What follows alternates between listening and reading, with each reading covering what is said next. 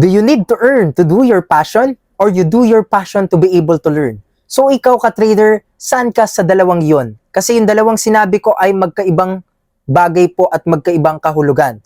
So kaya naman kung interesado ka, no, kung pera ba or passion, ano ba yung pipiliin mo? Huwag ka muna matrigger dyan. So panoorin mo ng buo ang video na ito. Pero kung bago ka pa lamang pala sa aking YouTube channel, ako nga pala si Christian J. Azucena aka The Estudyante Trader. No, isa tayong second year financial management student. Isa rin tayong content creator, finance influencer, business owner, investor, and at the same time, finance tutor as well. So kaya naman kung gusto nyong matutunan ang mga bagay-bagay, no, tungkol sa investments, finance, trading, economics, no, mag-subscribe na kayo dito sa ating YouTube channel dahil sigurado ako marami kang matututunan kapag ka nag-like, share, and subscribe ka at pagka pinalo mo tong YouTube channel natin and other social media accounts, huwag mo din kalimutan na i-click yung notification bell button down below para lagi kang updated every time may mga new contents po tayong i-upload. So itong video na ito, no, it is either ano ba yung pipiliin mo, passion or pera, no? And let us be straightforward, no? Parang tanong lang yan ng diskarte ba o diploma, no? May gagawin tayo ibang segment dyan na napaka-controversial nitong mga pag-uusapan natin. Pero I hope mga ka-traders na magets nyo sana yung aking point dito, no? Kasi both points naman, no, meron niyang perspective na pinanggagalingan at depende na nga sa inyo yon. So without further ado, pag-usapan na natin yan. Hindi ko na masyadong ikakato or edit para raw learnings, no? Raw footage yung makuha po ninyo. So ngayon, no, ano yung dalawang bagay na sinabi ko kanina, no? Kailangan mo bang kumita ng pera para magawa yung passion mo? Well, most of the people ganun ang kanilang ginagawa. Syempre nga naman pang sustain ng kanilang lifestyle o kung ano man yung hobby nila, 'di ba? Ano yung passion nilang gawin? Eh kasi may mga passion po na sobrang mahal din talaga, 'di ba? May mga halimbawa, passion mo pagmumotor, no? Ako passion ko naman paggigitara. So, alam niyo yun, syempre, yung mga maintenance, no, yung iba passion nila, pagko-coaching. Alam mo, yung mga hobbies and passion, kumbaga yun yung mga bagay na gusto nating gawin, whether kumita man tayo ng pera o hindi, masaya tayo. No? Yung kasi yung passion na tinatawag. No? You are willing to do effort, to do sacrifices, no, just to make it happen, just to do it. No, parang pagmumotor, tinatanong ko nga dad ko, ba't masaya ka nagmumotor ka nakakapagod yan? Yung pala, syempre sa pakiramdam mo kapag ka, di ba, ginagawa mo yung gusto mong bagay, na kahit napapagod ka, nagsasakripisyo ka, no? Masaya ka pa rin sa iyong internal, no? Yung internal happiness ba? Yun ang maganda doon. Okay? Pero kumbaga nga ito, on the other hand, on the other side, no? Ang passion kasi, kumbaga nga, no, minsan yan, hindi nagbibigay ng cash flow sa'yo. So, practicality-wise, no, anong pipiliin mo kung passion ba o pera?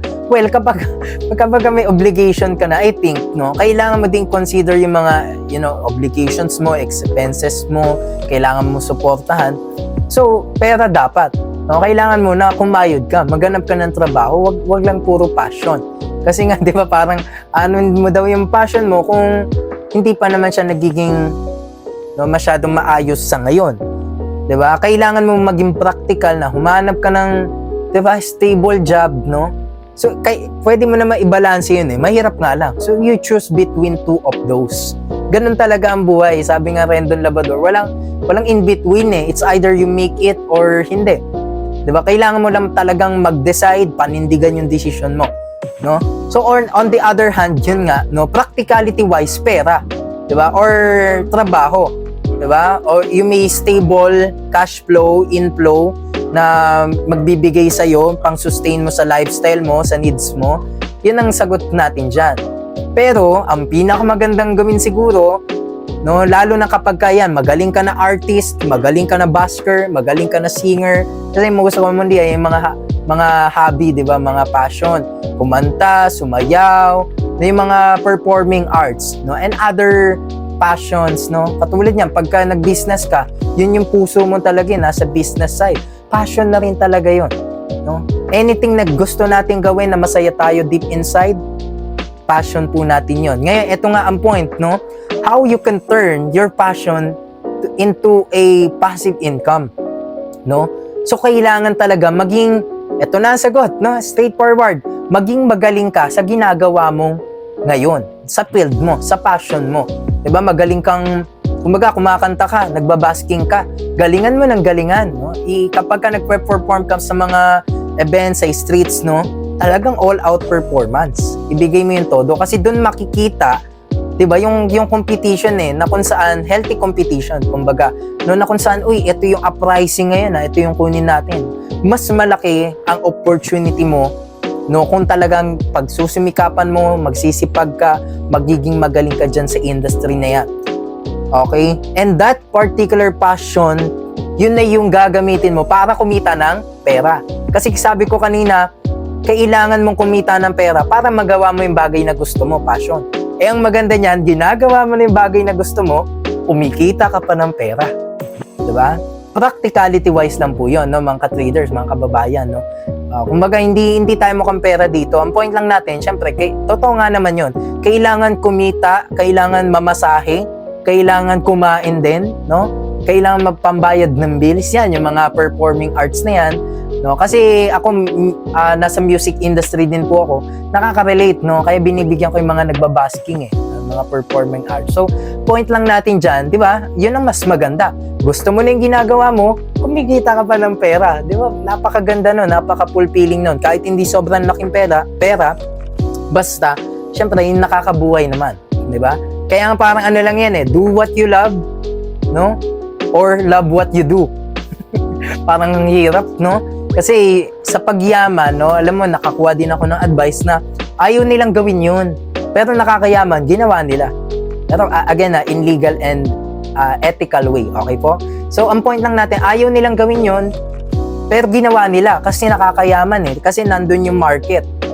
No? Kasi nandun yung malaking opportunity. No? Parang halimbawa lang to, no? Pangingibang bansa. No? Ayaw mo siya. Pero dahil makikita mo may mga yumaman ka na kaibigan doon, relatives doon, parang doon ka na rin, doon mo na gusto. Nagustuhan mo na lang siya bigla. Pero deep inside, parang ayaw mo. Diba? Kaya nga, yun nga rin yung isang tanong dito na, no, tatanggapin mo ba yung napakalaking kita, no, sa pera, pero hindi ka naman masaya?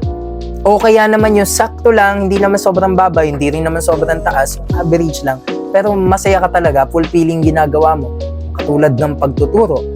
Diba? So, depende talaga sa atin yung mga ka-traders, no? Kaya, kung titignan yung perspective, pera o passion, para sa akin, why not both?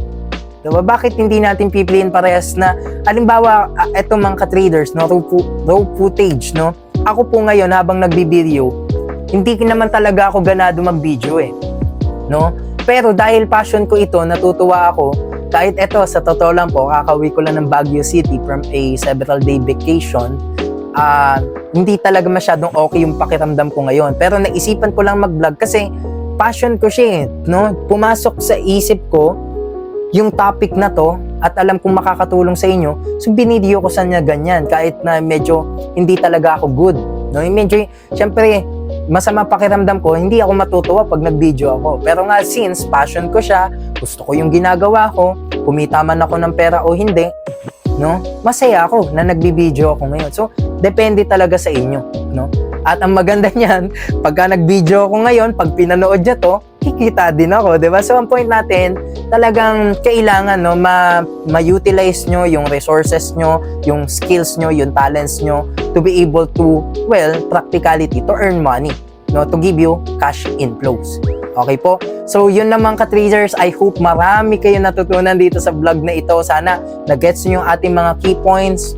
Marami pa tayong ganitong pag-usapan, especially yung mga topics pang kabataan, no, about finance, personal finance, no, yung mga trading, investing. So, mag-subscribe na lang kayo sa aking YouTube channel at i-like, share, subscribe, no, mag-comment din kayo kung ano yung mga natutunan nyo sa video nito at i-share nyo din siya sa iyong mga kapamilya, mga inyong kakilala na nangangailangan nitong tips na to at nangguguluhan. So, yun lamang mga ka-traders, no, it's almost 10 minutes video natin dito.